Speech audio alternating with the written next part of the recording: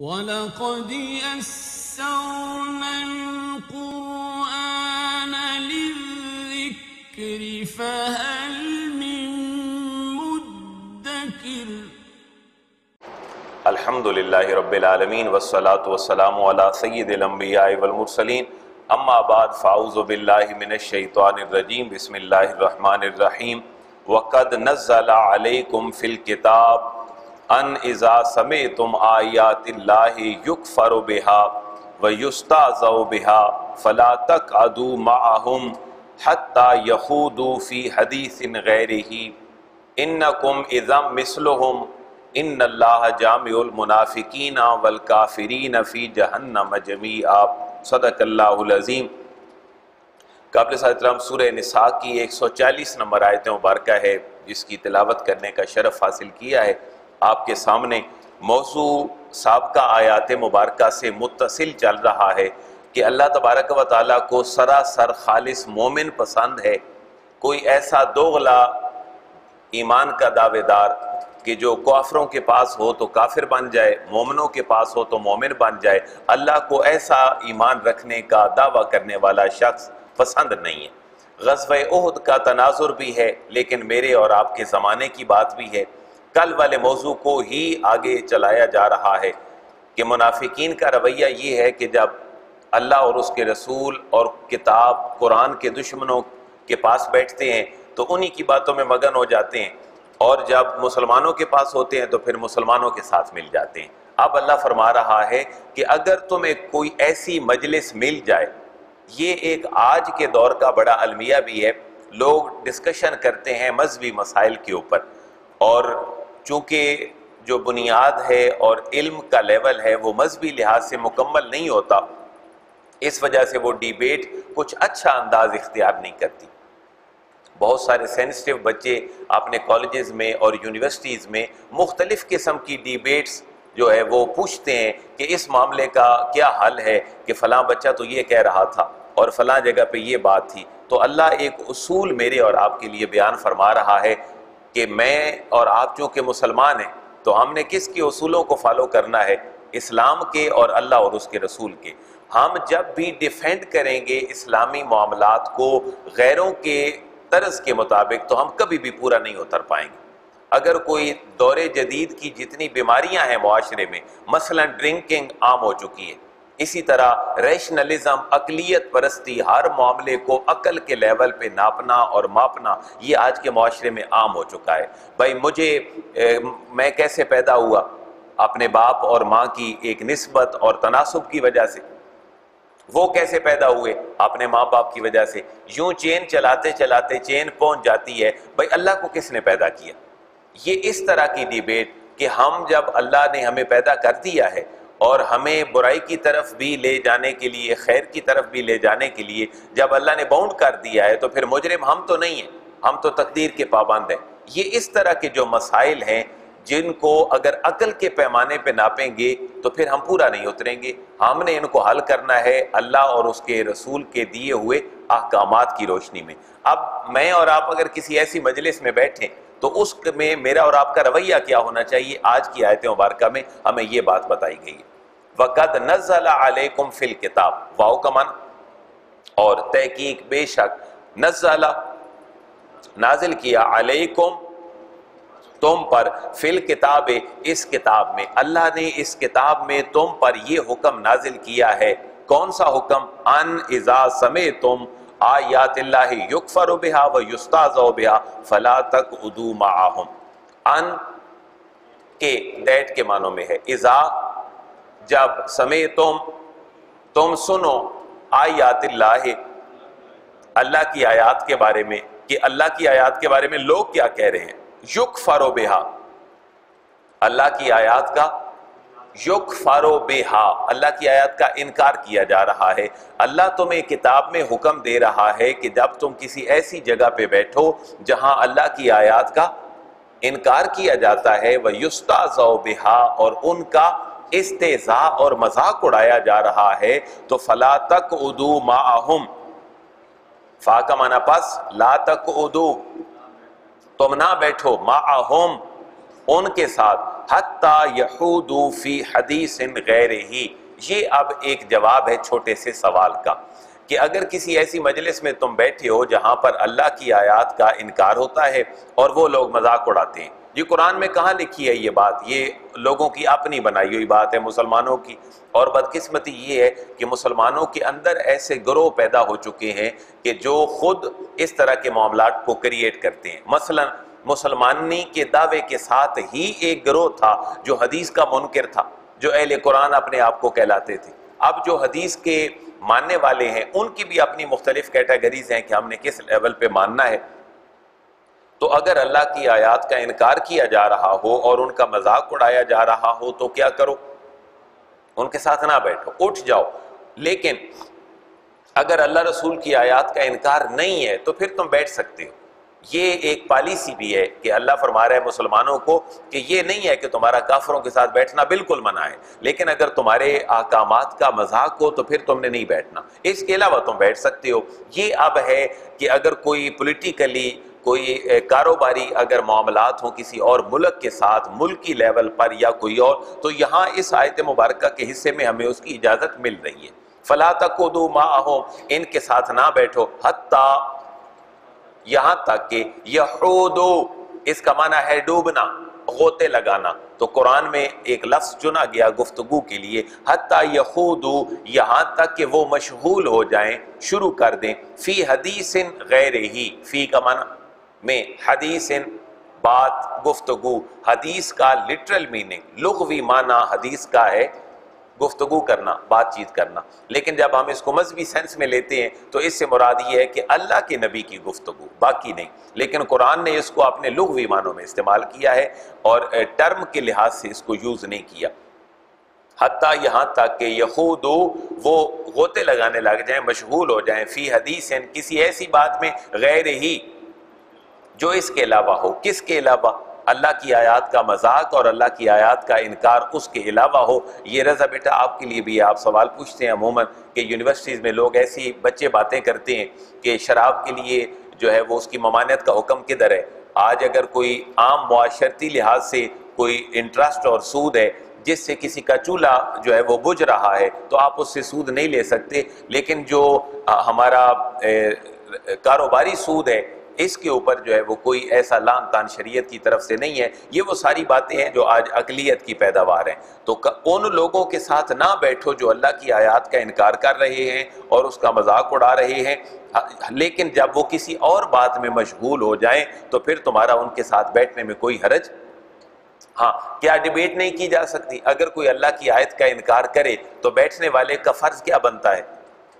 وہ ڈیفینڈ کرے، اور اگر ڈیفینڈ کرنے کی صلاحیت نہیں ہے تو وہاں سے اٹھ کر چلا جائے۔ اگر کمزور دلیل اس کے سامنے رکھے گا تو اس کے کفر کے اندر اضافہ ہو جائے گا، کیونکہ وہ اور ہلا شیری میں آ جائے گا کہ ایک مسلمان کو اپنے کسی بھی موقف پہ ڈیفینڈ کرنا نہیں آیا۔ یہاں میں جب رات کو پڑھ رہا تھا تو میں نے ایک جملہ پڑھا، علماء نے یہ لکھا ہے کہ جملہ من و عن سنے، میری طرف سے کوئی جملے کا اضافہ نہیں ہے اس میں، کہ ایک کافر ہے یا کوئی غیر مسلم ہے، بد عقیدہ آدمی ہے یا اقلیت پرست ہے یا مغرب زدہ آدمی ہے اور وہ کوئی گفتگو کرتا ہے، اگر آپ ڈیفینڈ کر سکتے ہیں علمی لیول پر، اٹکل پچو کے ساتھ نہیں تو ڈیفینڈ کریں، ادروائز اٹھ کے واپس آ جائیں۔ اگر آپ وہیں بیٹھے رہے اور اس کو کفر میں شے دی تو نقصان کیا ہوگا؟ سنیں، مفسرین لکھتے ہیں ایک شخص کے پاس کوئی کافر مسلمان ہونے کے لیے جائے، ایک مسلمان کے پاس کوئی کافر مسلمان ہونے کے لیے جائے اور وہ اس سے کہے کہ تم کل آنا یا شام کو آنا، تو وہ شخص جو اس کو بھیج رہا ہے وہ بھی کافر ہو جائے گا۔ اس کی وجہ کیا ہے؟ کیونکہ وہ شخص اتنی دیر کے لیے اس کے کفر پہ راضی ہو گیا کہ تم کل آنا، شام کو آنا یا پرسوں آنا۔ آیا وہ تھا کہ مجھے مسلمان کر لو، لیکن اس نے کہا میرے پاس ٹائم نہیں ہے، تم چلے جاؤ۔ تو من و ان میں نے یہ جملہ پڑھ دیا ہے کہ اس شخص کے ایمان میں بھی شک ہے۔ کیوں؟ کہ یہ اس بندے کے کافر رہنے کے اوپر ایگری ہو گیا ہے، 5 گھنٹے 10 گھنٹے 15 گھنٹے اس نے پسند کیا ہے کہ یہ بندہ بھی زمین کے اوپر کافر چلتا پھرتا رہے۔ تو بڑی ٹیکنیکل اور چیلنجیبل یہ آیت مبارکہ ہے کہ کسی ایسے بندے کے ساتھ اگر تم بیٹھو کہ جو اللہ رسول کا منکر ہے، کافر ہے، منافق ہے، آج کے مغرب زدہ معاشرے کا کوئی فرد ہے اور وہ اسلام کے معاملات کی نقلیں اتارتا ہے، اور وہ یہ کہتا ہے یہ کہاں سے تم نے گھڑ لیا ہے، تو تم پہلی بات ہے ان کے ساتھ نہ بیٹھو، ہاں بیٹھ سکتے ہو جب تم ڈیفینڈ کرنے کے قابل ہو، کوئی اور بات وہ کریں تو تم ان کے ساتھ بیٹھ سکتے ہو، اگر تم ڈیفینڈ نہ کر سکے اور ان کے پاس بیٹھے رہے اور وہ اللہ رسول کا مذاق اڑاتے رہے تو تم کس لیول پہ ہو جاؤ گے، وہ تو اپنے لیول پہ ہیں۔ انکم اذا مثلہم، انکم بے شک تم، اذن جب اس وقت جب تم ان کے پاس بیٹھے ہو تو مثلہم تم انہی جیسے ہو، جن کے پاس تم بیٹھے ہو تم انہی جیسے ہو۔ بہتر یہ ہے کہ دو کام کر لو، یا تو ان سے اٹھ کر چلے جاؤ یا اپنا علمی بیک گراؤنڈ اتنا مضبوط بنا لو اپنے عقائد اور اپنی عبادات اور معاملات کے بارے میں کہ تم ان کو سمجھا سکو۔ ادروائز اگر تم ان کے پاس بیٹھے رہے اور گنگے بن کے بیٹھے رہے تو پھر تمہارا شمار بھی انہی کے اندر ہے۔ ان اللہ جامع المنافقین والکافرین فی جہنم جمیعا۔ اب یہ بندہ کون ہے جو ان کے پاس بیٹھا رہا ہے، جو اللہ رسول کی آیات کا مذاق ہوتا رہا اور یہ ان کے پاس بیٹھا رہا، اس کی کیٹیگری کیا ہوگی؟ یہ منافق کہلائے گا، کیونکہ اس کے پاس کچھ نہیں ہے اور اس کا دامن اپنا خالی ہے، نہ یہ مسلمان مضبوط ہو سکا ہے نہ یہ کفر کی طرف مضبوطی کے ساتھ جا سکا ہے، تو وہ کافر ہے اور یہ منافق ہے، اور اللہ دونوں کو جہنم کی سزا دینے والا ہے۔ ان اللہ جامع المنافقین، ان اللہ بے شک اللہ تبارک و تعالی جامع جمع فرمانے والا ہے، المنافقین منافقوں کو، والکافرین اور کافروں کو، فی جہنم جہنم کے اندر جمع فرمانے والا ہے، جمیعا اکٹھا۔ وہاں جو ہے وہ جیسے گوشت کے ساتھ آلو ڈال جاتے ہیں، یہ دونوں اپنی کیفیت میں دوزخ کی آگ کو مختلف طریقوں سے بھڑکائیں گے، اللہ دونوں کو جمع کرنے والا ہے۔ یا الذین یتربصون بکم فإن کان لکم فتح من اللہ قالوا الم نکم معکم وإن کان للکافرین نصیب قالوا الم نستحفظ علیکم ونمنعکم من المؤمنین۔ اب یہ بھی معاملہ جو ہے یہ منافقین کے طرز عمل کا معاملہ ہے کہ منافقین کرتے کیا ہیں تمہارے ساتھ اور چاہتے کیا ہیں۔ الذین یتربصون بکم، منافق ہمیشہ اپنی ایک پالیسی پہ کاربند ہے، اور وہ کیا ہے؟ الذین، یہ لوگ، یتربصون بکم، یہ تمہارا جائزہ لے رہے ہیں، منافقین تمہارا جائزہ لے رہے ہیں اور کافر بھی تمہارا جائزہ لے رہا ہے، کیونکہ پیچھے ذکر کس کا ہے؟ منافقین والکافرین۔ اب یہ کون لوگ ہیں؟ الذین یتربصون بکم، یہ تمہارا جائزہ لے رہے ہیں۔ اچھا جائزہ کیسے لیتے ہیں؟ کبھی حضور کا کارٹون بنا دیا، کبھی حضور کا کوئی خاکہ بنا دیا، کبھی کوئی ایسی چیز مسلمانوں کے سامنے پھینک دی کہ جائزہ لینے میں لگ گیا کہ مسلمانوں کا اب ایمان کس لیول پہ پہنچ چکا ہے۔ کبھی امریکہ کسی صدر نے بڑک مار دی کہ دیکھیں کہ ان کا لیول کیا ہے، کیا یہ ہمارے سامنے کھڑے ہونے کے لیے تیار ہیں، ڈیفینڈ کرنے کے لیے تیار ہیں، یا بھیگی بلی بننے کے لیے تیار ہیں۔ اللہ نے ایک نفسیات بتائی ہے منافقوں اور کافروں کی، یتربصون بکم، ترجمہ یاد کر لیں کہ وہ کیا کر رہے ہیں؟ جائزہ لے رہے ہیں، ہم وقت تمہارا جائزہ لے رہے ہیں کہ تم کس لیول پہ پہنچے ہو۔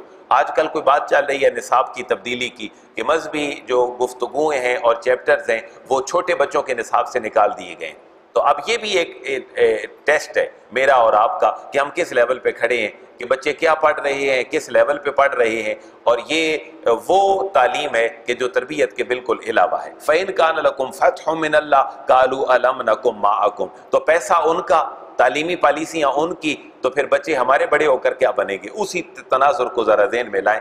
منافق تمہارا جائزہ لیتے ہیں، کیا کیسے جائزہ لیتے ہیں؟ فَإِن كَانَ لَكُمْ فَتْحٌ مِّنَ اللَّهِ قَالُوا أَلَمْ نَكُن مَّعَكُمْ، تمہیں اگر فتح ملے گی تو کہیں گے بھئی ہم بھی تو تمہارے ساتھ ہی تھے نا، تمہیں اللہ شیری تو دی تھی کم از کم، ہم میدان میں نہیں جا سکے۔ فَإِن كَانَ لَكُمْ فَا، پس ان اگر کانا ہے یا ہو، لکم تمہارے لیے، فتح من اللہ، اللہ کی طرف سے فتح، تم میدان میں جاؤ اللہ تمہیں فتح دے دے، تو منافق تمہارا جائزہ لیتے ہوئے کیا کہتے ہیں؟ قالوا الم نکم معکم، قالوا وہ کہتے ہیں، انہوں نے کہا، کیا لم نکن، ہم نہیں تھے، معکم تمہارے ساتھ، کیا ہم تمہارے ساتھ نہیں تھے؟ اب اکیلے تم کریڈٹ لینے نکلے ہو، اللہ نے تمہیں فتح دے دی ہے، ہم بھی تو تمہارے ساتھ ہی تھے، کیا ہوا کہ ہم میدان جنگ میں نہیں جا سکے، لیکن ہم تمہارے ساتھ تھے، ہم بھی تو مومن ہیں۔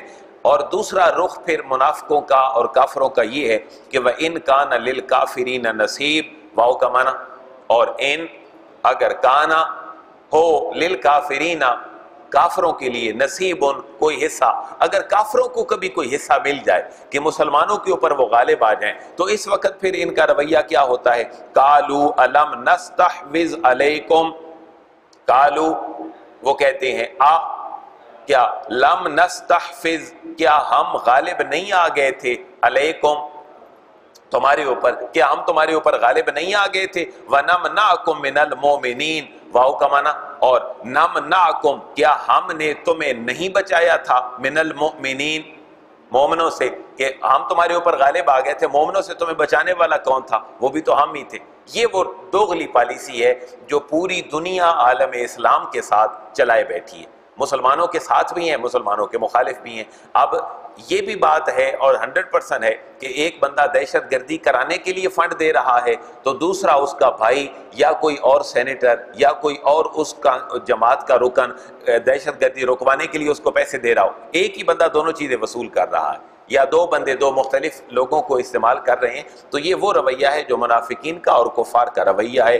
فاللہ یحکم بینکم یوم القیامہ، ذرا ٹھہر جاؤ، اللہ کہتا ہے، اللہ فرما رہا ہے ذرا ٹھہر جاؤ، اللہ قیامت والے دن تمہارے سامنے فیصلہ رکھ دے گا۔ فاللہ فا کا معنی، بس اللہ تبارک و تعالی یحکم فیصلہ کر دے گا، حکم بن جائے گا، ثالث بن جائے گا، بینکم تمہارے درمیان، یوم القیامہ قیامت والے دن، تھوڑی دیر ٹھہر جاؤ، اللہ قیامت والے دن تمہارے لیے فیصلہ فرما دے گا۔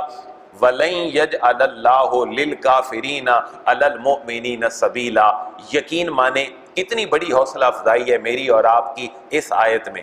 اللہ فرما رہے صرف تم مسلمان بن کر اپنے موقف پہ قائم رہو، اللہ کبھی کافر کو تمہارے اوپر مسلط نہیں کرے گا۔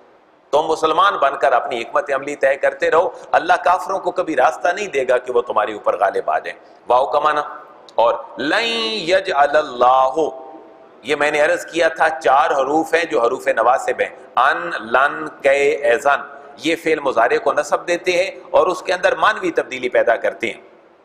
وَلَن يَجْعَلَ اللَّهُ، اللہ تعالیٰ ہرگز نہیں بنائے گا، للکافرین کافروں کے لیے، علی المؤمنین مومنوں کے اوپر، سبیلا کوئی راستہ، اللہ مومنوں کے خلاف کافروں کو کبھی کوئی راستہ نہیں دے گا۔ یہ سمپل جملہ نہیں فرمایا بلکہ وَلَن يَجْعَلَ اللَّهُ ہرگز اللہ غالب نہیں فرمائے گا کافروں کو مومنوں پر، سبیلا کسی حوالے سے۔ لیکن سوال یہ ہے کہ پھر آج امت مسلمہ ساری 60 ممالک کے باوجود، ایٹمی طاقت ہونے کے باوجود اور وسائل مسلمانوں کے پاس ہونے کے باوجود، قوت ایمانی ان کے پاس ہونے کے باوجود، آج مسلمان اپنی عالمی عدالت سے خالی ہیں، اپنی عالمی کرنسی سے خالی ہیں، اپنے عالمی نظام سے خالی ہیں۔ لوگوں نے یورو بنا لیے، کہاں تک پہنچ گئے۔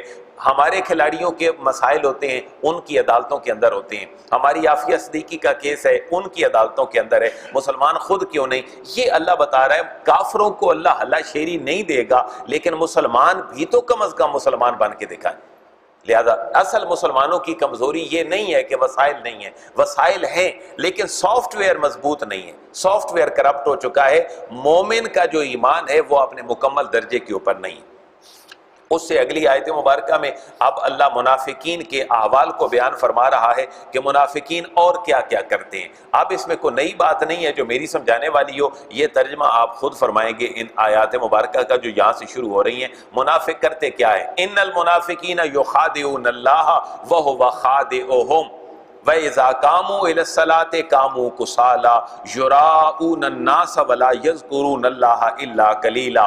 منافق ان پالیسیوں پہ کار باندھ رہتا ہے۔ یہ اگلی آیات ساری منافق کے مائنڈ سیٹ کے بارے میں۔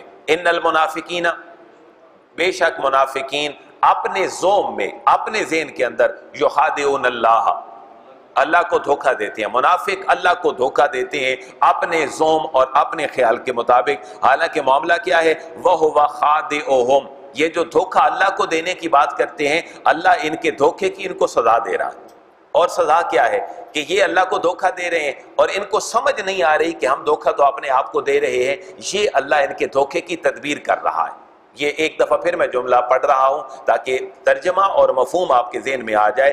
منافق اللہ کو دھوکہ دیتے ہیں اور اللہ ان کو ان کے دھوکے کی سزا دیتا ہے۔ وہ دھوکے کی سزا اللہ کیا دیتا ہے کہ یہ چیٹنگ کر رہے ہیں لیکن ان کو احساس نہیں ہے کہ ہم چیٹنگ کر رہے ہیں. تو ایک بندہ اپنا نقصان کر کے اس کو احساس بھی نہ ہو کہ میں اپنا نقصان کر رہا ہوں تو یہ سزا تھوڑی ہے. ایک بندہ اپنا نقصان کر رہا ہے اس کو احساس بھی نہیں ہے کہ میرا نقصان ہو رہا ہے، یہ اس کے لیے بہت بڑی سزا ہے. تو اللہ فرما رہا ہے منافق اللہ کو دھوکہ دیتے ہیں، حالانکہ معاملہ یہ ہے کہ اللہ ان کو ان کے دھوکے کی سزا دیتا ہے. اور وہ سزا کیا ہے؟ ان کو احساس ہی نہیں ہے کہ ہمارا نقصان ہو رہا ہے. جیسے آج بالکل ببانگ دہل میں عرض کرتا ہوں، ہماری نوجوان نسل کو اور ہمارے معاشرے کے والدین کو بھی کوئی احساس نہیں ہے کہ ہمارے بچے کس طرف جا رہے ہیں. ہم اپنے بچوں کی ہر خواہش پوری کرنے کے لیے تیار ہیں لیکن اس کو کبھی شریعت کے پیرامیٹرز پہ ناپنے ماپنے کے لیے تیار نہیں. آپ لباس کی بات اگر صرف دیکھ لیں تو آج کا لباس ہمارے گھروں کے اندر جو ایک نوجوان بچہ اپنے گھٹنوں تک پہنتا ہے، شرمگاہیں اس کی ننگی ہیں، اس کی ماں دیکھ رہی ہے، اس کی بہن دیکھ رہی ہے، اس کی بھابھی گھر میں دیکھ رہی ہے، اس کی جوان بہنیں دیکھ رہی ہیں. یہ کیا والدین کو کوئی خیال نہیں ہے کہ ہمارا بچہ کس ڈگر کے اوپر چل رہا ہے؟ وہ رات کو 1 بجے گھر آیا ہے، کہاں گیا تھا؟ یہ والد کو کیوں احساس نہیں؟ تعلیم کے نام پر، فرینڈشپ کے نام پر، ہوٹلنگ کے نام پر ہمارے نوجوان بچے تباہ ہو گئے لیکن والد اپنی نیند کے اندر مست ہے. اس سے بڑا ظلم کیا ہو سکتا ہے ہمارے ساتھ؟ وہ خادعہم، کیونکہ ہم اللہ کے دین کے ساتھ چیٹنگ کرتے ہیں. وہ چیٹنگ کیا ہے؟ ہم ہر روز اخبار پڑھتے ہیں لیکن ہر روز کی بنیاد پر اتنا قرآن نہیں پڑھتے. آپ اندازہ فرمائیں جتنا اخبار ہم روزانہ پڑھتے ہیں اگر اس کو قرآن کے اندر ڈھالیں تو کتنے صفحے بن جائیں گے؟ کو 4-5 صفحے کو 1 پاؤ تو بن جائے گا. لیکن اخبار روزانہ پڑھا جاتا ہے، ہر دفتر کے اندر اخبار آتا ہے لیکن کسی دفتر میں کسی جگہ ہاں الا ماشاءاللہ کہیں مسائل ایسے ہیں. تو یہ میرے بھائی وہ بات ہے کہ جس کے بارے میں اللہ فرما رہا ہے کہ عقیدے کے ہم منافق نہ صحیح، کیونکہ ہمارا اللہ رسول کے ساتھ پختہ تعلق ہے. ہم عملی لحاظ سے منافق ہیں، عمل ہمارا نہیں ہے. وہ عملی نفاق ہمارے اندر ہے کہ ادھر کام ہو رہا ہے ادھر نہیں ہو رہا. تو اللہ ان کو ان کے دھوکے کی سزا دیتا ہے اور ان کو پتہ ہی نہیں ہوتا کہ ہم اپنے آپ کو دھوکہ دے رہے ہیں. یہ میں اور آپ جس معاملے کے اندر مبتلا ہیں ہمیں احساس نہیں ہے کہ ہم اپنے آپ کو دھوکہ دے رہے ہیں. ایک جگہ پہ ترجمہ قرآن کی بات ہوئی اور حدیث مبارکہ سے تعلق کی بات ہوئی. ایک 20 اسکیل کا آفیسر یہ کہتا ہے کہ یہ ہماری ذمہ داری تھوڑی ہے کہ ہم اب قرآن پڑھتے رہیں. مسلمان آدمی، ٹیچر آدمی 20 اسکیل پہ بیٹھا ہوا فل پروفیسر یہ کہتا ہے یہ مولوی کا کام ہے، ہمارا کام تو نہیں ہے. ہمارا تو دین یہ ہے کہ کہیں جو مولوی بتائے گا ہم اس کو اختیار کر لیں گے. تو ہم نے اس کو الگ سے ڈپارٹمنٹ کیوں بنا لیا؟ اللہ کا کلام پڑھنا، اللہ کے نبی کی حدیث خود پڑھنا اوریجنل سورس کے ساتھ، یہ کون ایسا مسلمان ہے جس کا فرض نہیں؟ ہمارے اندر اختلاف ہی اسی وجہ سے آیا کہ ہم نے عربی ٹیکسٹ کو چھوڑ دیا اور اردو میں آ جائے. فلاں بندے کا ترجمہ ٹھیک ہے، فلاں کا ٹھیک نہیں ہے. یہ کب ہوا؟ جب ہم نے کس کو چھوڑا؟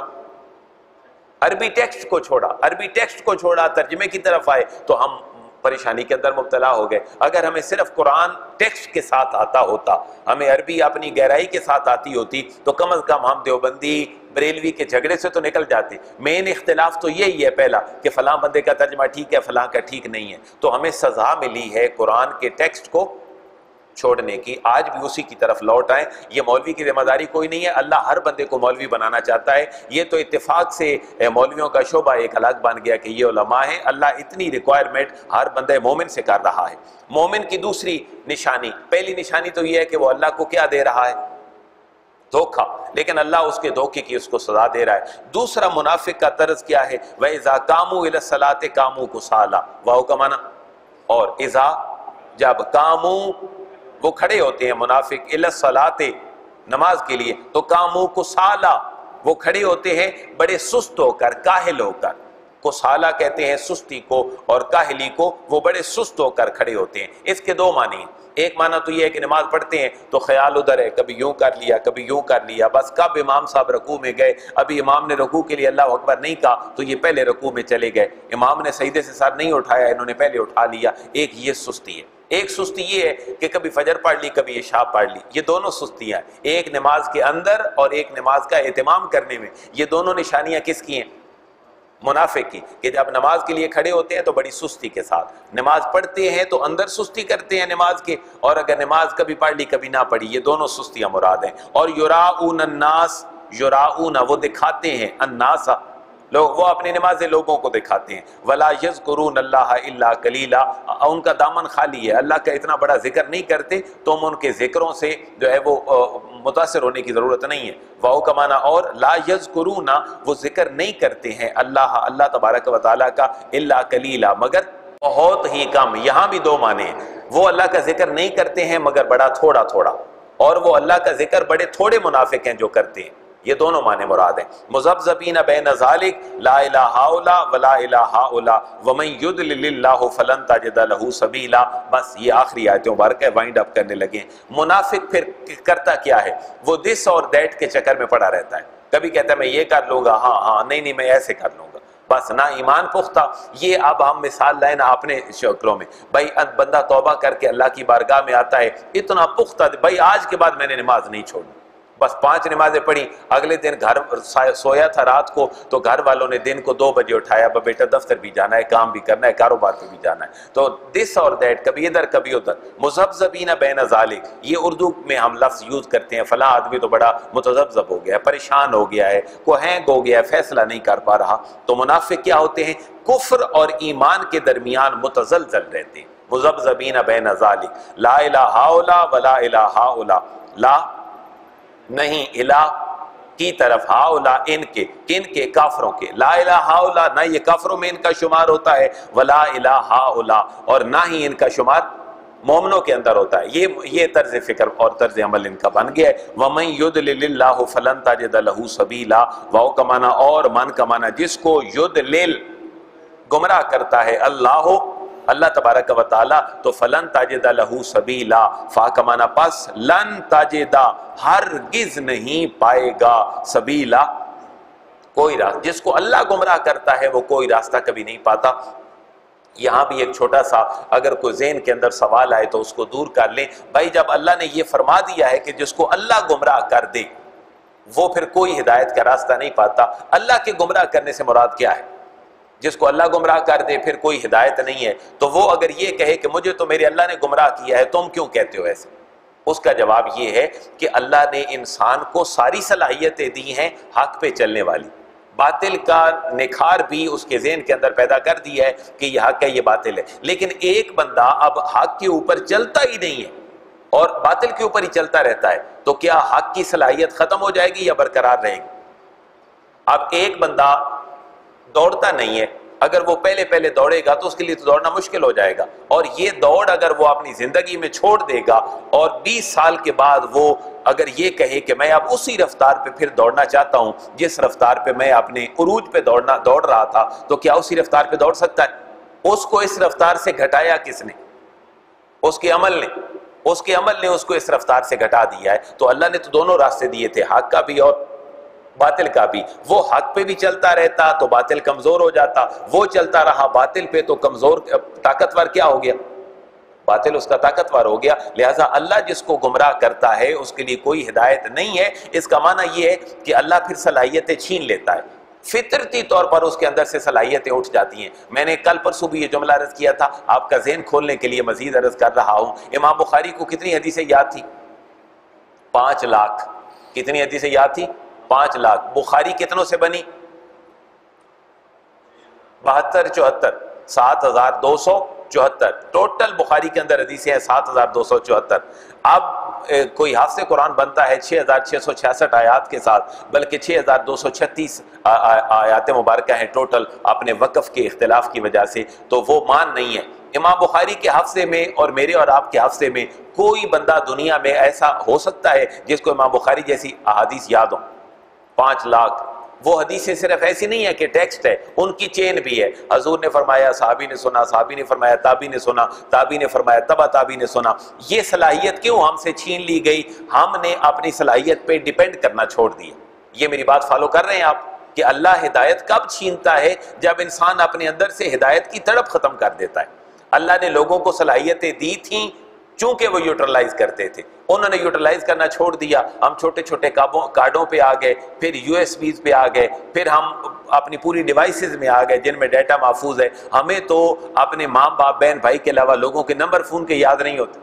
حالانکہ سینکڑوں کی تعداد میں ہر بندے کے موبائل میں نمبر ہوتے ہیں، تو یہ تو سینکڑوں ہیں اور ان کو تو لاکھوں آدھی سے یاد تھی۔ تو خلاصہ یہ ہے، جب انسان اپنی صلاحیتوں کو استعمال میں نہیں لاتا، جب انسان اپنی صلاحیتوں کو استعمال میں نہیں لاتا، اللہ اسے صلاحیتیں چھین لیتا ہے، اور یہی معاملہ ہوا ہے عالم اسلام کے ساتھ۔ اللہ ہمیں بہتری کی توفیق نصیب فرمائے۔ وما علیہ الا البلاغ۔